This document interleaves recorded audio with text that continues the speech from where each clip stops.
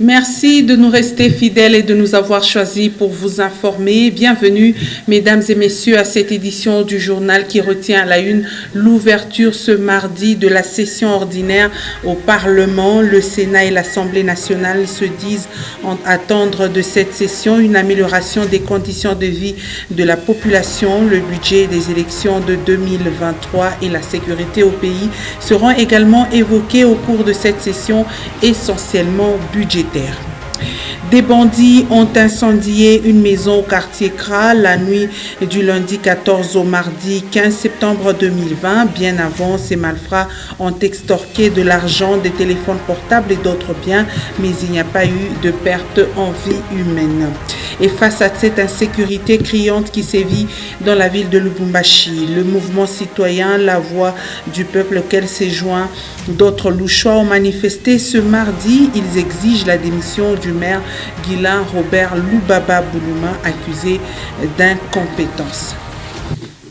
Une fois de plus, bienvenue à cette édition du journal. Je le disais tantôt au sommaire, double cérémonie de l'ouverture de la session ordinaire de septembre, ce mardi 15 septembre 2020 au Sénat et à l'Assemblée nationale. Les élus du peuple vont essentiellement se pencher sur le budget des élections de 2023. Des questions d'actualité, notamment les réformes électorales et la sécurité, seront également évoquées. Gaylor Chamba nous en dit plus.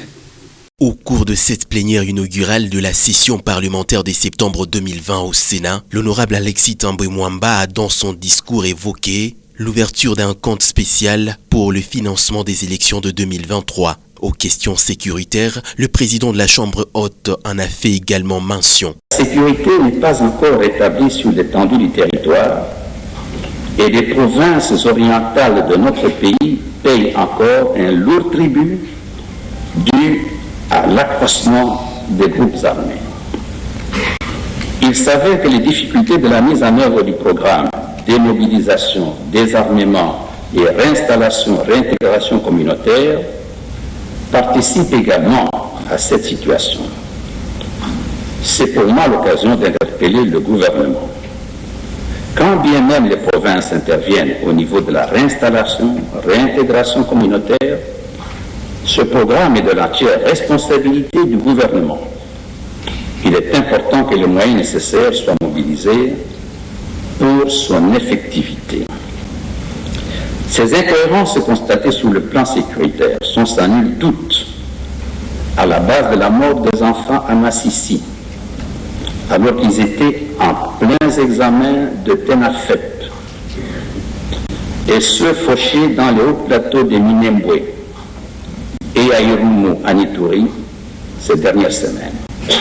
Pour sa part, Janine Mabunda, présidente de l'Assemblée nationale, il sera notamment question d'améliorer les conditions de vie de la population en RDC après les effets néfastes dus à la pandémie de Covid-19. Ouverte le mardi 15 septembre 2020, la session ordinaire de septembre 2020 qui se veut budgétaire ira jusqu'au mois de décembre 2020.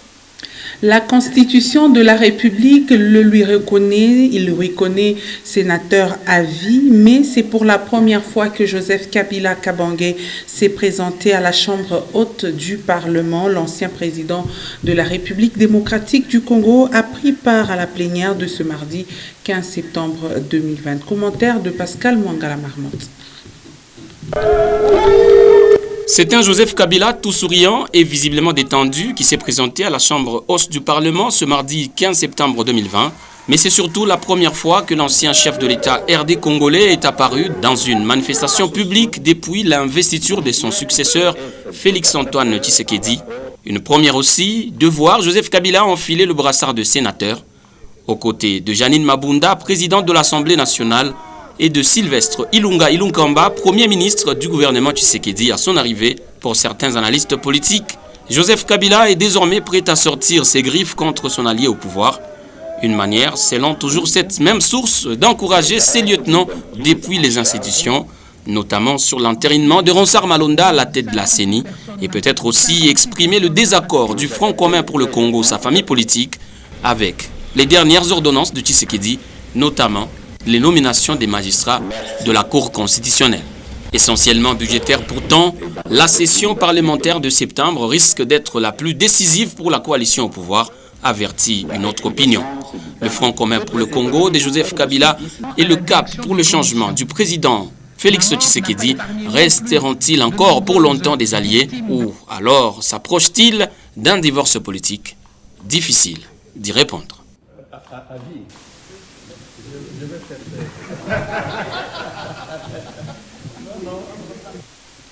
Et le congrès électif de l'Union nationale de la presse congolaise qui devrait se tenir du 21 au 23 septembre prochain à Mwanda dans le Congo central a été reporté sine die. Kassongo Chilunde, président national de l'UNPC, justifie ce report pour des raisons d'ordre organisationnel et logistique survenues dans l'organisation de ces assises. C'était au cours d'un point de presse qu'il a tenu ce mardi 15 septembre 2020. Rappelons que ce congrès de Mwanda devrait mettre autour d'une table les professionnels des médias pour étudier les voies et moyens dans l'exercice de leurs fonctions. Je le disais tantôt au sommaire, les habitants du quartier Kra, précisément sur l'avenue Bon Samaritain, ont passé une nuit très agitée. En effet, des bandits ont assiégé une parcelle, extorquant de l'argent, des téléphones portables et d'autres biens à des paisibles citoyens. Pire encore, avant leur départ, ces inciviques ont incendié une maison après avoir enfermé les occupants. Il n'y a pas eu de pertes en vies humaines, mais des dégâts matériels importants ont été enregistrés. Ben Kaimbe pour plus de détails. Des cadres de chaises couverts de cendres, voilà ce qui reste dans cette maison après le passage des brigands qui y ont mis le feu. Après avoir ravi des biens dans les maisons voisines, des inciviques se sont résolus d'incendier cette maison, un acte qui serait prémédité, à en croire les propos des témoins. Ilikuwa mutamo ya 2 heures plus tard, 3 heures moins. Maintenant, il est ça, tulikuwa na lala, tulikuwa na petit frère wangu, kufika matamo hivi wanitubrake na torche, wanetonesha sema no, haba bana bo yenye tunatafuta. Maintenant arrivé tamo hivi banarudia, après banaenda quelque part, banaanza kunani kupasula makalasi yote ma vitre, wanapasula, beko naita, et boss toka hapa tupashia makuta. Arrivé là-bas, il y avait personne qui répondait quand il parlait. Ils ont versé le carburant, donc l'essence. Et puis ils ont allumé. Donc la maison a pris feu.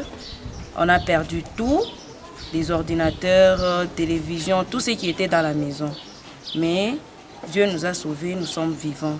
Mais il y a les grands frères qui est blessé et il est à l'hôpital.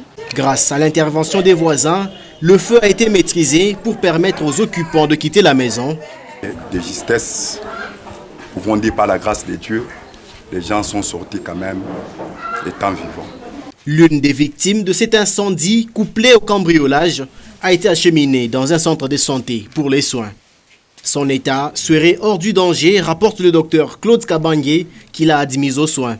C'était à 5 h du matin que j'ai reçu mon patient, professeur Paul. Alors, il était en tout cas très abattu et avec dans un état sténique.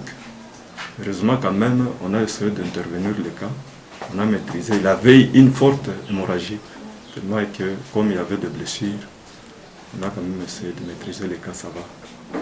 Et dans d'autres maisons visitées, des vitres ont été cassées par ces malfrats qui les ont tous enfermés avec des cordes. C'est pour la 2e fois que cette parcelle est visitée par des bandits à 2 h du soir dans cette partie de la ville de Lubumbashi. Et ce sont ces cas d'insécurité qui sont à la base de cette marche qui a été organisée cet avant-midi sur la ville de Lubumbashi. Les manifestants ont sillonné les artères de la capitale cuprifère jusqu'à arriver à l'hôtel de ville de Lubumbashi. Ils ont lu leur mémorandum demandant la démission de Guilain Robert Lubababuluma. Il est maire de la ville de Lubumbashi. Suivez. C'est pour exprimer leur ras-le-bol face à l'insécurité qui quadrille la ville de Lubumbashi que la population a initié une marche contre le maire de la ville, Guilain Lubababuluma. Sur différentes pancartes, on peut lire « Non à la criminalité urbaine. Nous voulons la paix, rien que la paix et la sécurité des personnes et de leurs biens. » Arrivé à l'hôtel de ville, un mémo est déposé. L'un des marcheurs parle du contenu. C'est ça qui avait comme objectif demandé la démission pure et simple du maire de la ville de Lubumbashi. Celui-ci qui est président du conseil urbain de sécurité, mais vous constaterez qu'il est incapable au moins de maîtriser la situation sécuritaire de la ville. C'est pourquoi nous avons jugé, nous en tant que le peuple, nous en tant que le représentant des indignés de cette criminalité dans la ville de Lubumbashi, dénoncer, lui demander tout simplement et librement de pouvoir démissionner, car il a fait montre de limites face à ce qui lui est comme prérogative de gérer la ville de Lubumbashi. L'insécurité à Lubumbashi prend des allures inquiétantes. Selon certaines statistiques, la ville enregistre presque au quotidien le cas des vols, viols et même de meurtres. Les taux de criminalité a grimpé, la liste des familles victimes s'allonge, mais les solutions sont toujours loin d'être trouvées, chose qui pousse Selouchois à insister sur la démission du maire de Lubumbashi.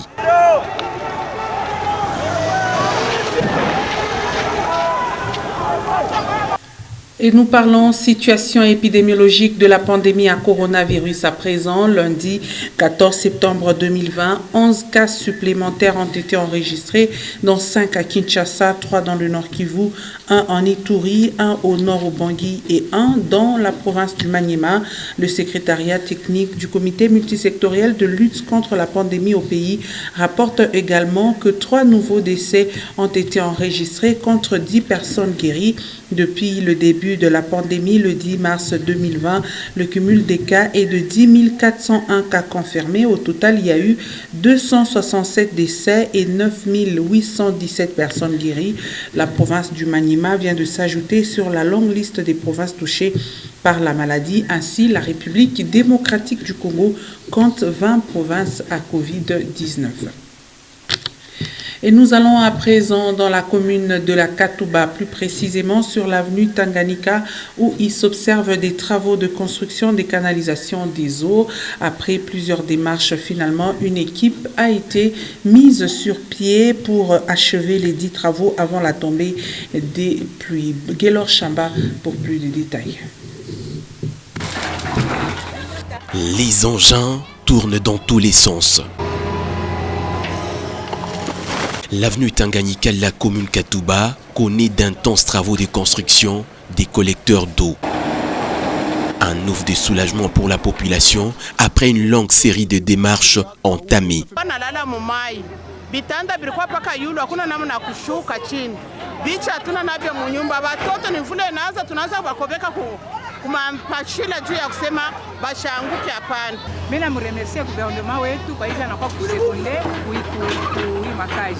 L'équipe est à pied d'œuvre pour la concrétisation de ces projets avant la tombée des prochaines pluies. Travaux isibakiri hapa endelee tena kumwisho kutua kule de façon que mama ile unatoka mutua ingine kuna ikusepare kuna ingia mumpango abantu na kule kumwisho anani ku yakatumbwi tunamlomba guvernera tusaidie kuna manje mwisho akatumbi ende ti kusingambo à Saint-Martin ipomone ifike tu kule ku matua kote kule. Non, heureusement tunapiga asante sana parce qu'il démarche à Angeleo. La tâche difficile est celle d'évacuer les ordures dans les anciennes canalisations bouchées depuis plusieurs années. Au croisement des avenues Tanganyika et Mwero, lieu où les travaux ont débuté, l'image du réseau souterrain de la commune Katouba change déjà.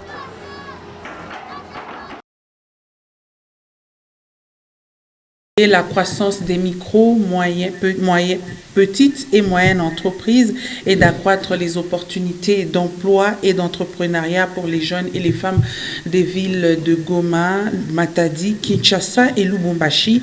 Ceci est un programme de développement du gouvernement RD congolais, un projet dont le coup d'envoi sera donné mercredi 16 septembre 2020 par le gouverneur de province. Ça sera la paroisse Foi et Vie de la 30e CPECO à la Katouba. C'est ce qu'ont annoncé les organisateurs au cours d'un point de presse tenu ce mardi 15 septembre. Pascal Mwangala et Mecha Kaembe est également présents. Le choix de la ville de Lubumbashi, par exemple, serait surtout motivé par le fait qu'hier, la deuxième ville de RDC était essentiellement minière et qu'aujourd'hui, la donne a changé, de suite notamment de la baisse des prix des métaux sur le marché international. Les besoins économiques devenant tout aussi de plus en plus croissants. D'où le projet d'appui au développement des micro, petites et moyennes entreprises mis sur pied par le gouvernement de RDC. Et la cible est singulièrement la femme, selon M. Raphaël Kakoudjimande, expert en planification et suivi des projets. C'est un projet qui a été initié par le gouvernement, le PADMPM, et qui fonctionne avec l'appui technique et financier de la Banque mondiale. Nous sommes venus lancer les activités de la sous-composante soutien aux femmes. C'est l'organisation du processus de la formation en initiative personnelle. Le menu de la formation est surtout bien fourni. Monsieur Jean-Luc Moilou est le chargé de suivi de ce projet dans les villes de Goma, Matadi, Kinshasa et Lubumbashi. Les appuis du PADMPM intègrent 1. La formation, 2. Le financement, 3. L'accompagnement, 4. La création et le réseautage par rapport au marché. Donc ce programme, si on veut prendre un parler simple, on va dire que c'est un kit complet. Et ce sont 1800 femmes qui seront sélectionnées pour bénéficier de cette formation, dont le point focal à Lubumbashi est Madame Clotilde Moapé. Tout est mis en marche. L'opération va se dérouler à partir de demain, mercredi 16 septembre, jusqu'au 25 septembre 2020. À l'occasion de la cérémonie de lancement par le gouverneur Jacques Kiaboula, ce mercredi 16 septembre 2020, la paroisse Foi et Victoire de la 30e CPECO de Katouba a été choisie. Ainsi prend fin cette édition du journal. Merci, mesdames et messieurs, de nous avoir suivis. Restez toujours en compagnie de nos programmes et n'oubliez pas de respecter les gestes barrières de la pandémie à coronavirus. Bonne suite de nos programmes.